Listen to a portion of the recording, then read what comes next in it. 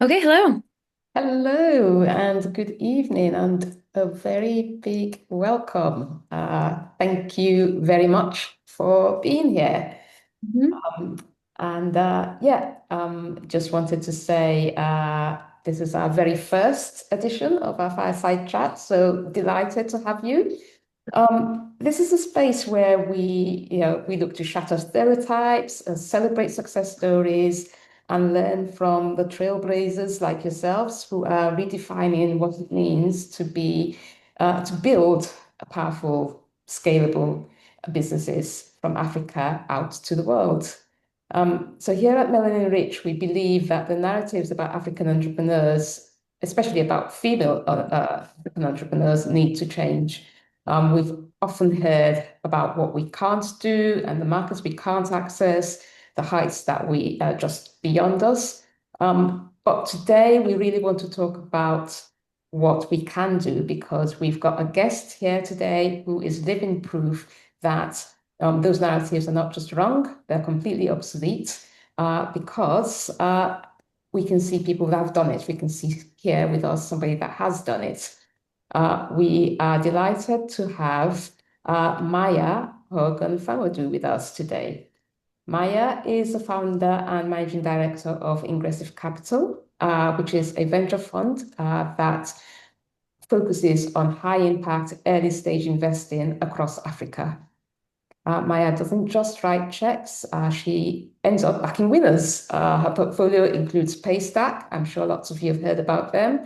It was acquired by Stripe for over 200 million. Carry First. And basically, what Maya does revolutionary is that she starts when they are still very small. Um, Ingressive capital enters when valuations are sub 5 million. And 50% of her portfolio has come through Y Combinator. 40% have female co-founders, and every single one of them are African. So she's investing in African ownership, African leadership, and African wealth creation. In addition, Maya has founded Ingressive for Good, which is a nonprofit that invests in equipping thousands of young Africans with critical technical skills that allows them to build their careers and their businesses. And also through Ingressive Advisory, she has facilitated over 60 deals that's helped international companies navigate African markets successfully, making sure that Africa is not just a market to extract from, but it's a market to partner with. Maya is a two times Forbes Under 30 winner. She's the Milken Institute Young Leaders Circle member. She's on the UN as one of the most influential people of African descent and a Kaufman Fellow. So I could go on, but I don't want to take up all of our time. Just loading everything that Maya has done because it is really impressive. I'd like to very much welcome Maya and thank you for being here again. And dive in really to our chat this evening to learn more from you about what has worked, what hasn't worked, and what our members could do to progress.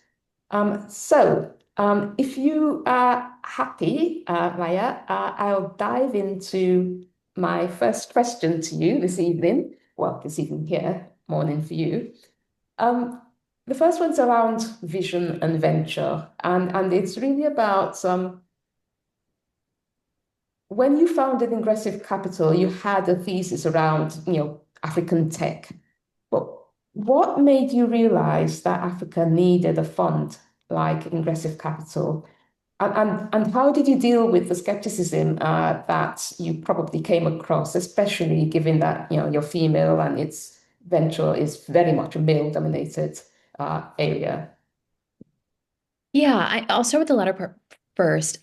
I firstly, when I started, it's not as if there was a robust venture capital industry across Africa. I started in 2014, and in 2016, there was only $129 million in the whole African continent for venture capital. It's not as if, I came into this and there were a bunch of established funds and the vibrant ecosystem. No, when we started, like Paystack had us and maybe three other funds, as far as to choose from.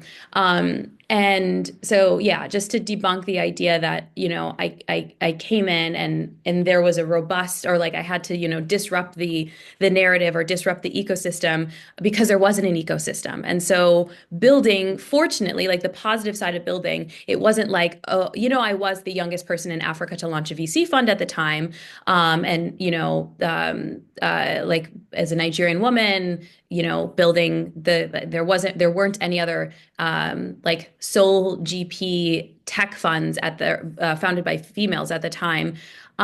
So I'm starting this, and it wasn't a, hey, I'm a woman doing this. It was, hey, nobody has done this before. Like we are pioneering a new space, especially as far as the raising from Silicon Valley and raising from established funds in the Western world and established operators in the Western world and driving capital to the continent. So that actually worked out kind of in my favor because it's not as if there was a playbook that we were, shifting against. We were kind of writing the playbook.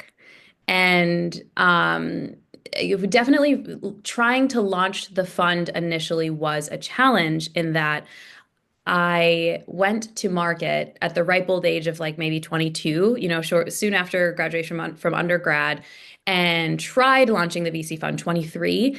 And the response was, okay, how many years of like post grad professional experience do you have? And I was like, 7 months, like almost a year. And it's like, okay, well, what's your experience of finance? I don't even know what a balance sheet is, but like I know I feel like I can identify good talent. And I was like, okay, well, what's your experience in venture capital or operating businesses? And I was like, started a software company in undergrad. We gave the tech to a company that's still using it. What about that? And so I didn't have I didn't have a track record. I didn't work in finance. I had no background and experience. And really, when I initially started, I just wanted to be an analyst at an African VC fund and nobody would hire me. It was really like, oh, you should go get married, or like, oh, you should go be an executive assistant, or like, oh, like you're really good at throwing events. Maybe you should be an event planner. You should do something in parties. I'm like, nobody has done the things this before. Like, why, how do you know that I'm not right for it when there's nobody else who's done this thing? So I was like, okay, if nobody's gonna hire me, then I'm gonna do it myself because you people, it's not like there's a big vibrant ecosystem. Um, so that was really the launching of Ingressive Capital, was like, I just wanted to be an analyst. No one would hire me. And then there really wasn't an ecosystem and it developed. And there most definitely was not a pipeline between San Francisco or from the Bay Area capital and sort of expertise to the continent. And one of the most impactful things that I would say we have done in ecosystem development is not just driving the capital. Like that, of course, that's important, being able to raise tens of millions, blah, blah, blah.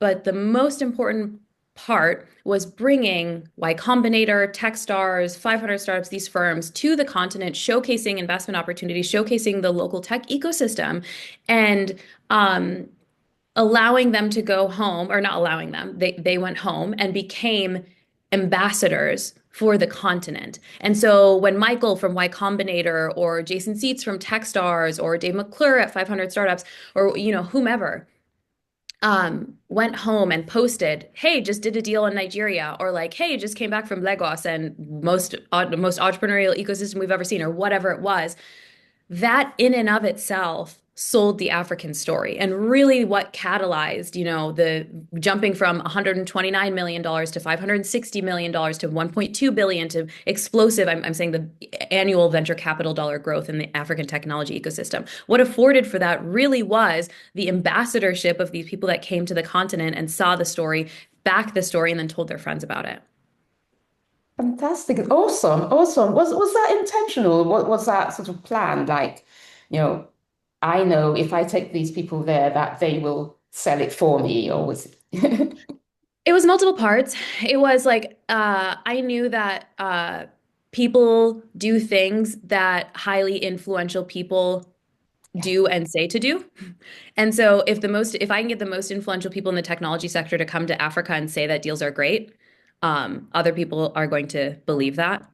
So that was just like a general thing. Yeah, we see it in the investment world. We see it in humans in general. When somebody you respect is doing something interesting and like advocating for it, you're probably going to explore it and take it seriously. It's like, marketing.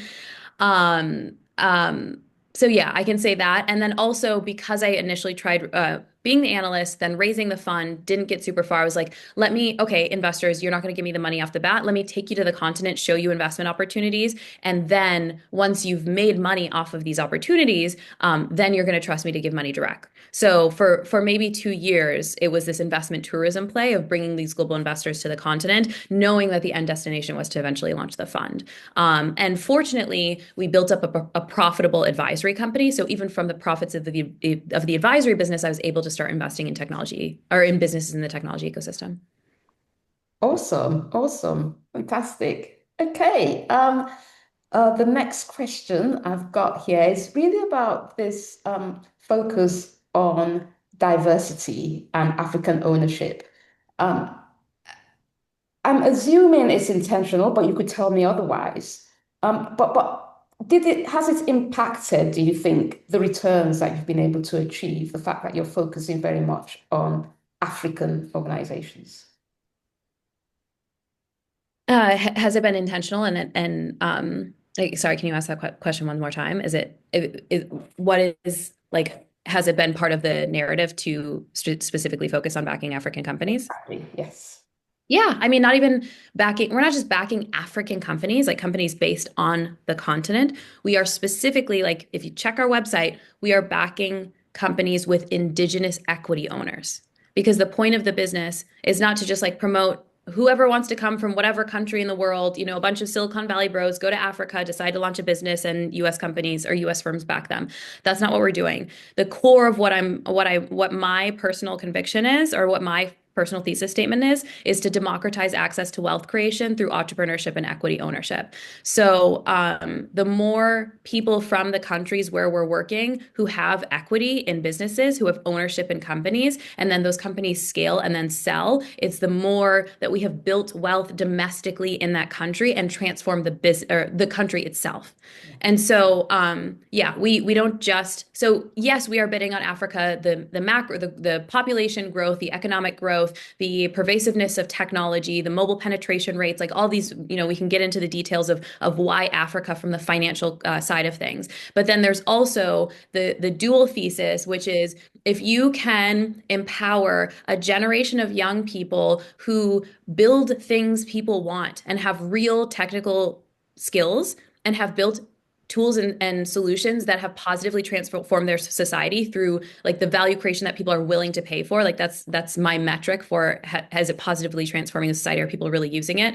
I want to empower them through equity, and I want those people to build wealth and those people to be the prominent members of society going forward, and those people to be able to influence their respective regions. So this is like sort of like an underground mafia, so like solution of like how do we build a meritocracy across Africa through equity and ownership? Fabulous, fabulous. How do you spot winners? Because you backed, really big unicorns, Paystack, Carry First. What is it that you saw that others missed? I would say so. So this is a strategy that has missed that where I have missed some deals that went on to be really great, and and then on the other side where I have invested in great companies, and some companies that have not done so well with this strategy. So um, we have decided early on that seeing the combination of humility and curiosity. I was just mentioning this on a past call I was on. The combination of humility and curiosity are really important. So that's just like strong convictions loosely held. So the whole concept of building a technology solution is, hey, I have a hypothesis about something that's needed in the market, and let me create a monetizable solution for this, and then test it out and see if my hypothesis is proven true. And what would prove it to be true is that people are continuously able to pay or desiring to pay for this and engage with this, like use this product a lot, and that will show me that they really like it and that the model makes sense. And so, yeah, uh, hold on, pausing really quickly. I totally just lost my train of thought. You were asking me about like things that I look out for in founders and things in the ecosystem. And then my first example was going to be, yeah, the humility and curiosity. Okay, cool. Going to go to the next point. And you're able to like stop and edit it, right? Of course, yes. No, that's fine. Okay. We'll edit. Yes. I'd say so, yes. The first point is humility and curiosity. The second point, of course, is TAM. And there's a serviceable addressable market. There's a total addressable market. So it's like looking at the market, who needs this product today? Who's willing to pay for this product repeatedly and engage with this product repeatedly today versus over the next 5 to 10 years? Like, how big can this market get? And then also, we have our sort of beachhead customer and what happens when we build this product or service for a beachhead customer. And then how can we either like integrate more services, like backwards integrate, like vertically integrate, or how can we use this beachhead customer to expand to, so say initially you're catering to SMEs and then you start catering to the business owners themselves, or then you start there are a lot of different ways that you can look at the model, or you're catering to the big B and then you realize, oh, also the small B, like SMEs are relevant for this. So how can you build a product that totally meets the needs of your target demographic, your ICP, but then also taking a step back, able to expand. And so looking at that, and that actually creates or requires a lot of imagination. Like, okay, today these are the people that are using it, but if we add this and this and tweak this a little bit, and then if this market grows a little bit in this region, this is what could happen. Also, like it's a long slog. Building in Africa is like it's not. I mean, it's fun because it's an adventure, but it's not for the faint-hearted. It's not something that you could like directly do, or like that doesn't require a lot of circuitous having to navigate a lot of dynamic complexity. So there also just needs to be that like scrappy hustler. Like I'd say for anything that needs to do international expansion, like Pan-Africa expansion, or anything that requires engagement from a regulator. So if you need licenses of some capacity, of course, like the compliance and structured person, but you also in that relationship, there also requires somebody to just be scrappy and just keep going to the CBN or like whatever central bank, or just keep, pushing white papers and policies, or just keep blowing up the phone of XYZ, or just keep looking for a license to buy. So the scrappy hustler who can kind of just, fit into any hole. And what else do we look for? I personally have strong conviction around infrastructure plays. So platforms that sort of like build the rails for trade and commerce across Africa. We do a lot of our fund two is like 75% plus fintech. And then we do a lot of trade tech. And so that's my personal conviction and thesis around, like, I think where we are right now is building the solutions today that will still be requisite, essential, and a part of most future businesses infrastructure would be fintech rails, leveraging stable coins, leveraging like Pan-African like regulatory networks, or however they structure it. So it will be one aspect will be the actual Pan-African payments. I think we're still figuring that out, and we're still navigating how to do that cost efficiently, and with the best technology possible. And then also literally just the movements of goods and services. I think there's something really interesting there. Yeah, so I'd say within that conviction area, and then the founder and the TAM. And then also I want to see initial, like we invest in post-traction businesses. And so I want to see like higher single digit, higher double digit growth in core metrics from the time that we're investing, or like with the time that we're looking at the business. Their last like the 3 months, 9 months, there should be consistent month over month growth in revenue, in, whatever, if it's a platform, like the volume, TPV. I want to see strong retention. I want to see low churn. I'd like to see no, so like organic growth, so not spending a lot on marketing. Yeah, just like, or whatever the 1 to 3 core metrics are, I want to see high engagement with those. Fabulous. You talked about this scrappy attitude, and that's something that is perhaps, it wouldn't be in the presentation deck. It wouldn't be, it's probably not even visible in what they've achieved to date. How do you figure that out? That this attitude of tenacity that the individual will need.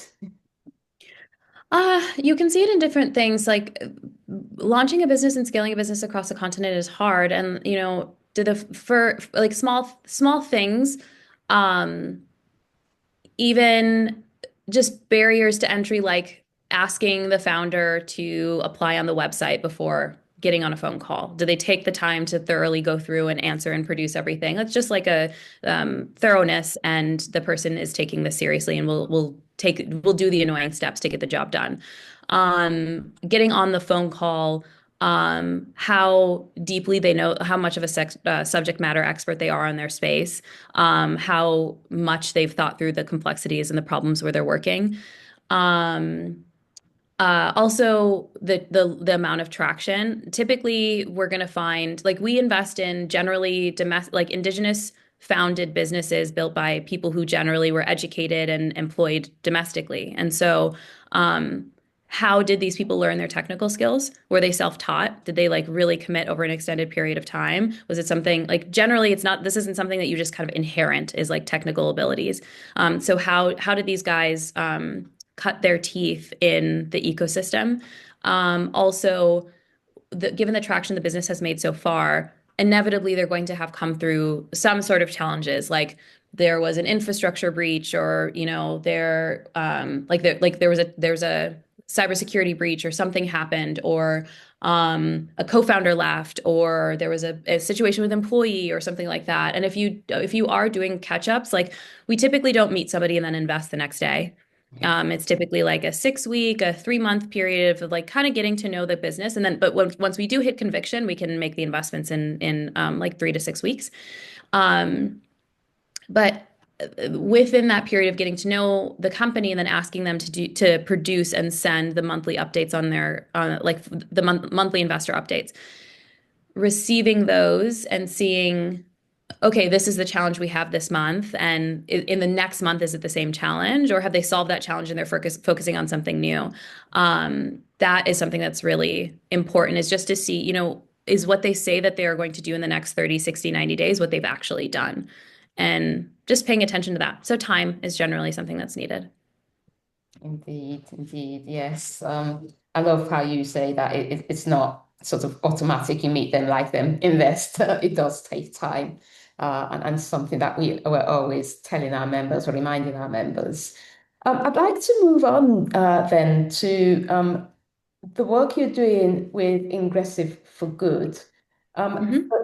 You're training thousands of people through your nonprofit. What led you to that? How do you feel that the trainings or the skills developments and entrepreneurship, how do you think they work together to unlock wealth creation?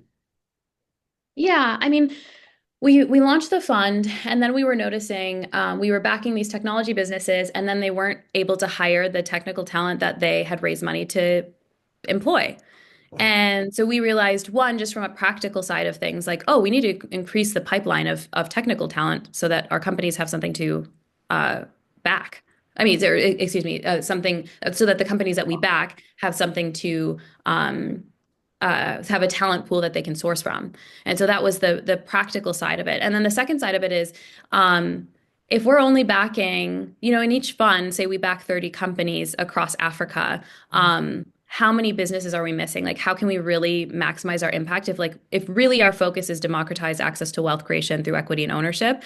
That can't be just 30 companies. That can't just, and granted, each one of our companies employs maybe, if they're employing 50 to 100 people, that those numbers do increase pretty rapidly.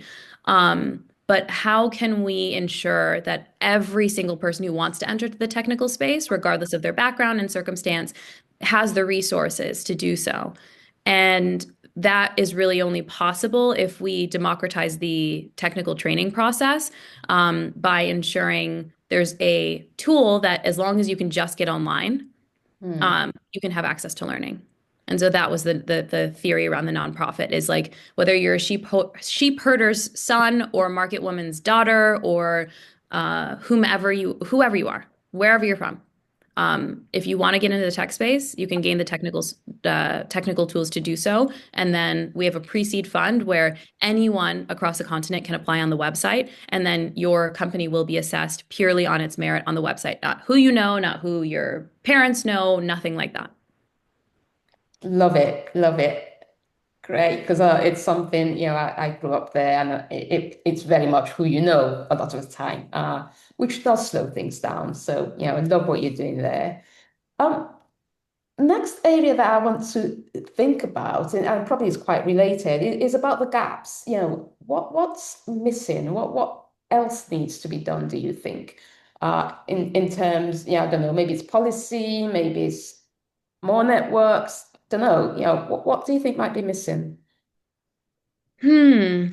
Um, right now,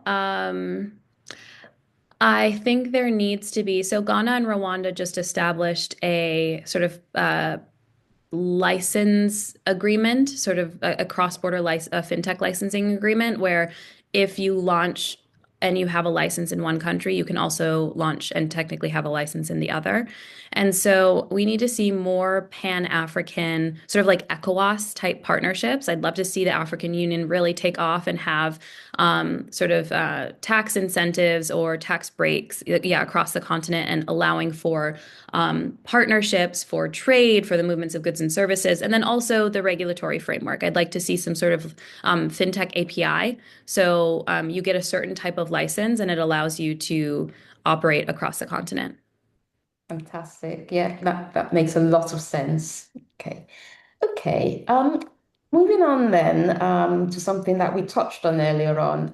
It's about resilience, rejection, um, because obviously not every pitch makes it. And even not everything you've invested in made it. So thinking about failure and blockers, what do what keeps you going when you're facing those odds and when things aren't working out the way you want them to?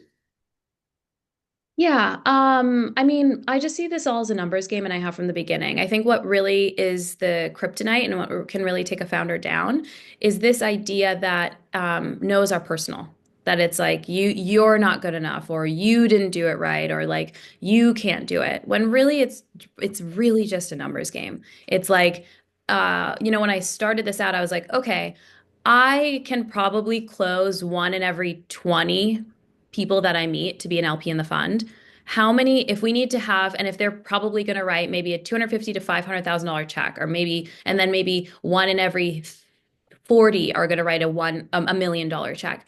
How many investors do I need to pitch to raise a $10 million fund, to raise a $20 million fund, to raise a $50 million fund? Um, and it quickly gets to like 1,000. And I have pitched to 1,000 investors very easily per fund. And so I would say learning to accept the law of averages, and okay, cool. That person said no. Okay, cool. Well, I'm probably due another couple no's until I get to the yes. So when being able to have, I think I developed some, I mean, it was annoying for sure. Nobody loves to hear no time and time again, and then a yes every like 10, 20 conversations. It's not fun. But like at the beginning, it was much higher. It was like one in every 30. By the end, it was maybe a one in every 10, one in every 8. Mm. Um, I'd say learning to appreciate the no's as one, a learning opportunity. So there's going to be something in every conversation, whether it's reaffirming some of your convictions, like, okay, I know with this type of investor, I need to focus on these points on my business as opposed to these. And it could also just be, hey, it's not the right time, or this person just made an investment in this other thing. So how do we find and concentrate more on investors, or ask questions before getting on the call that clarify that they have the available capital to do so. So it could just be that, and it could just be a numbers game. So um, yeah, I'd say the best way to not take it personally is to just purely see it as a ratio thing, and to keep your personal worth and your personal identity very far away from and outside of that.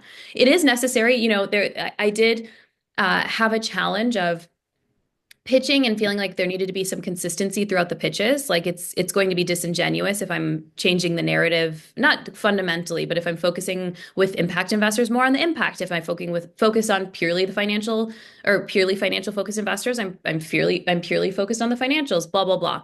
Um, the I had to accept over time that I want to just close the fund as quickly as possible, and that's going to afford for me to make the most transformation as possible. And however I need to position to get the money in the bank, like within reason, obviously, but however I need to position, and that's how I'm going to position.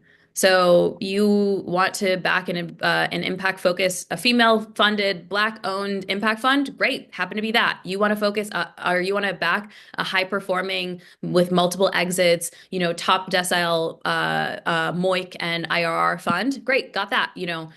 Whatever it is, however we need to position, and that's part of the what I mentioned before, the qualities of the founder, of the humility and curiosity, the humility to be like, okay, yes, this is my identity, but really, how do I show up as a part of my identity to close this sale? And how do I understand and listen to and truly hear the needs of whomever I'm selling to in order to be able to get over the finish line? I love that. Yeah, it's that listening and really understanding what they want, because you're giving them what they want.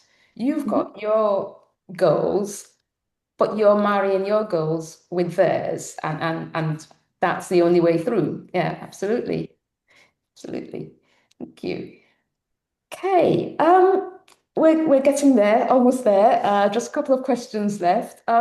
So lots of our members are building incredible businesses, but they're struggling with money, as always. Is there one piece of advice that you would give to a female founder, or in fact, any founder in Africa that's ready to take their business to the next level?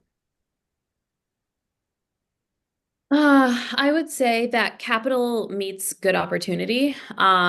So one, it might be a ratio thing, like and here, before I say any of this, I would say focusing on the thing, like the reasons that you won't be able to raise will only make sure that you are not able to raise. Like our thoughts lead to our actions, lead to our beliefs, lead to our outcomes, like period.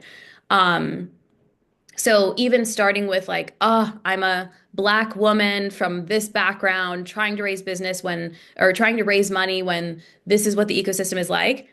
No, you're an effective entrepreneur who is building for this market, who has incredible traction, and like the numbers speak for themselves. Like I say this time and again, it doesn't matter if you're black, white, purple, green, pink, whatever color. If you have top performing metrics, if your financials are like look good, and if your metrics, as far as your engagement metrics, look good, it doesn't matter who you are or what you look like. You will close. And especially if you're leading with that. If you make it personal, this is why I keep saying keep your personal identity out as much as you can. Like the best thing that you can do for yourself, for your mental health, for your sanity, and also for the success of your business is to keep your personal identity completely separate from what happens, the ups and downs of the business. And if you're just looking at the business and just selling, hey, we've done this thing and we got this far, and you don't make it, oh, it's because I'm like this, I can't do this, or because I'm like this, I can do this. Like none of those things matter. I'm from a very poor background. Like both of my parents have no professional, like my dad's in Nigeria, he's a pastor in Nigeria, a small time pastor in Nigeria, has no professional connections. Everything that I have built has been pure, every relationship that I have built, every dollar that I have raised has been purely from my own efforts. Purely, purely. Like it's not because of my parents, it's not because of nepotism. There's no element of that. And poor background, Black woman, blah, blah, blah, all these different statistics. But when I'm going out to go pitch the business, here's my portfolio, here's the traction that I made, here's how I'm top performer in this market, and here's how we have a defensible product that nobody else has, and also here's how the market is growing. So that like always just leading with the numbers solves a lot of those problems. And also it keeps you focused on what's most important, not getting caught up in your own stuff. So I'd say my one advice is just like build out your North Star metrics. Okay, this will keep like what will make your business a top performing business in your space. Like unquestionably top performing business. Not like, oh, for this type of person or oh, in this no, across the board, top performing. And then focus purely on those and forget the noise. Forget all of the other things. Love it. Thank you. I think they say if you think you can or you think you can't, you're right either way. So, and that's Mhm. exactly it. Absolutely. Absolutely. Okay, let's do a bit of a rapid fire round, a bit of some fun questions, hopefully. So, um, what's the superpower that you would offer to every African entrepreneur if you had that opportunity? I mean, my other Pan-Africanists or like my other my non-Nigerian Africans listening in on this are not going to be happy about this. Sorry, not sorry. I would say that there is a deep conviction in like self potential. There's a deep entrepreneurial capacity in Nigerian entrepreneurs that doesn't happen to exist everywhere else on the continent. I would say that the sort of self-confidence um, and the entrepreneurial drive and just the scrappiness that exists across specifically Nigerian entrepreneurs, I would wish that for everyone across the continent. I mean, I don't know what a continent would look like with a bunch of Nigerians, so maybe it's good how it is. But sometimes I'm working with entrepreneurs in less known ecosystems, like tier two technology ecosystems, um, and and they have these great businesses and they're doing so well, and they're like, but we don't know, and I'm like, if you could just have a little more ginger, if you just so I would say that. And then the other thing is sometimes we feel restricted because maybe we only have a passport in our specific country and we don't have the means to travel. And we're like, "Ah, how am I going to meet XYZ investors? How am I going to get access to this opportunity?" The internet entirely democratized access to everyone in the world. If you have interesting perspectives, people are going to see it on LinkedIn or Twitter. Um, if you have an interesting business and you're publicizing it, like you can cater to the same customers in San Francisco, in LA, in Paris, in Geneva, and wherever you are in the world, just as much as somebody who's living in that actual place. The internet and access to technology solutions have entirely democratized that. So whoever you are, wherever you are, and whoever you want to get in touch with, you actually can through the click of a button, and you don't need a passport to do so. Thank you. Thank you. So agree with you. So agree with you. Okay, something a bit more personal now. Um, what's your go-to morning routine that keeps you sharp and focused and resilient? Yeah, I actually just so I was focused the last 2 months on sort of I think it's really essential maybe every 2 years, every 3 years, I mean every year to have a down period where it's just the intention is not to execute. The intention is to recharge. And I think it's really important that everyone has an era annually that's like a couple weeks, whatever it is. People are like, how could I afford to give off a couple weeks? The time you give yourself to fully recharge allows you to show up with that much higher of an ROI, that much higher, like each hour of your output is that much more effective. I promise you it makes up for it. Um, yeah, I'd say one is the importance of those rest and down periods, and I'm just coming out of one of those, so my routine was different. However, now I wake up in the morning, and every morning, and this is to establish both discipline and also integrity to self, which also it helps me stay in integrity in everything that I do. I have a morning routine, which is like wake up, meditate, pray, read the Bible, and then get started with my day. And then when I get started with my day, I have this sort of it doesn't look very good, so I'm not even going to show you, but it's incredibly powerful. It's a like a smoothie drink that there's MCT oil in it, coconut milk, lion's mane, ashwagandha, beetroot powder, chia seeds, flax seeds, omega-3, like all of these different things that are really, really focused. I know it sounds like, ew, what are you eating? That's disgusting. It's not the best, but I wake up and I consume that and I'm just so energized and invigorated for the day. And I'm even noticing my so it's a lot of this, it's calming, it's balancing, but also it builds new some of it works on neuroplasticity and building new neural pathways. It works on just like strengthening brain activity. And I have found I'm unintentionally remembering everyone's name, remembering small details, remembering, somebody tells me like very high level their life story and I'm in the middle of a conference and texting at the same time. And then all of a sudden I repeat back, a couple days later exactly what they said without effort. It's really, really strengthening my cognitive abilities. So that's what I'm focused on these days. Fabulous. I think we all need that recipe. Yes. Lion's mane, I'd say above everything else, has been a very powerful addition. Fantastic. Great. Okay. Something a bit more formal now. What's the best advice you've received?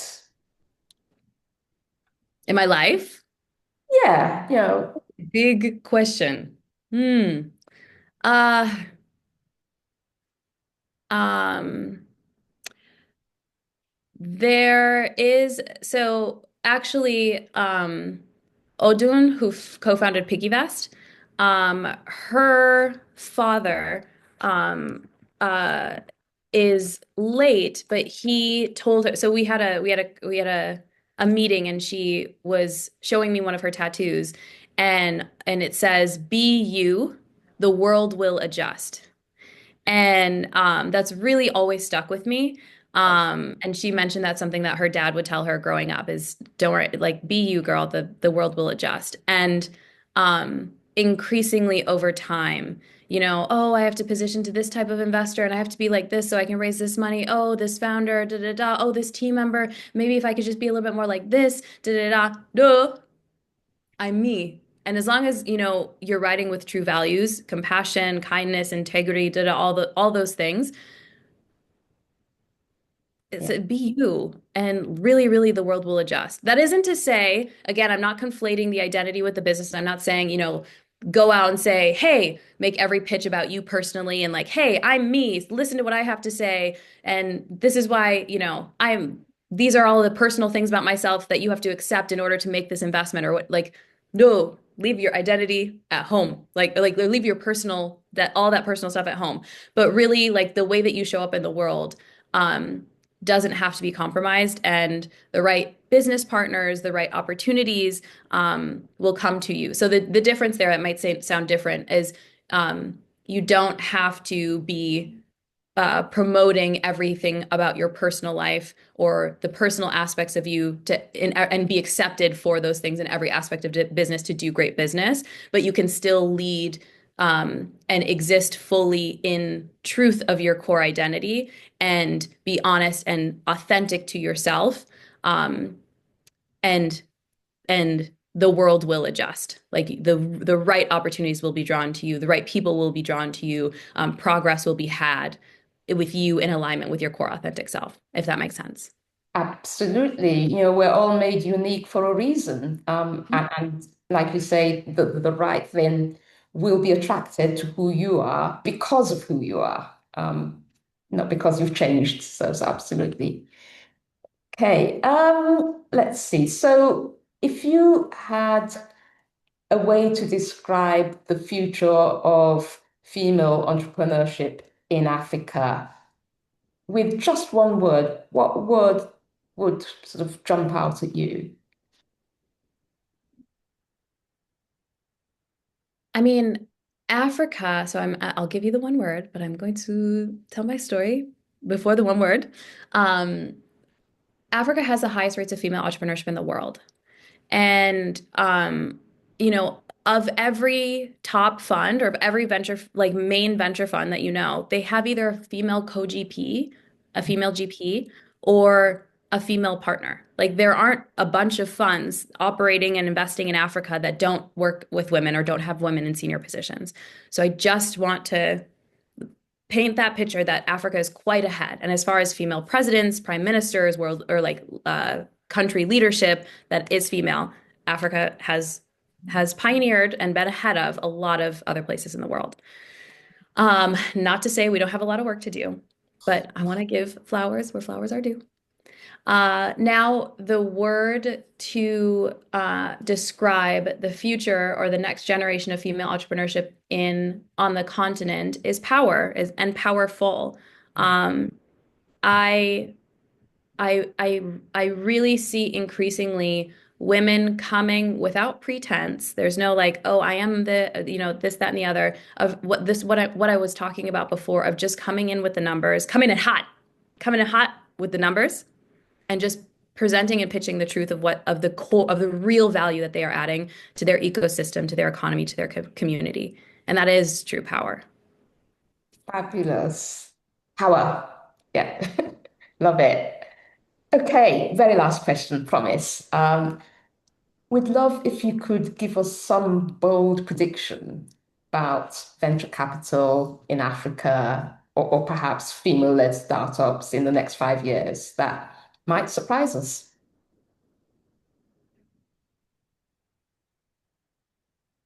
Um, I believe that there is a rapidly rapidly growing demographic of female wealth holders that will only continue to exponentially grow.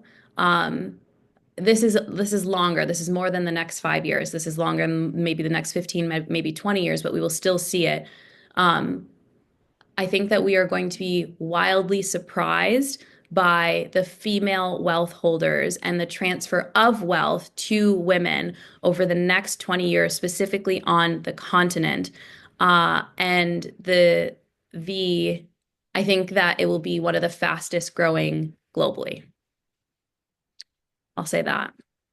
And I also think that women will be leaders in like I think I'm seeing all of these platforms from um, in traditional social media sites like Instagram, Facebook, Snapchat, that what have you, and the monetization from influencers on the platform. And I think that there is going to be new solutions that come about that allow real people um, to monetize in ways that they have never before done, leveraged through and with artificial intelligence. And I think women in Africa will be one of the core global leaders in that.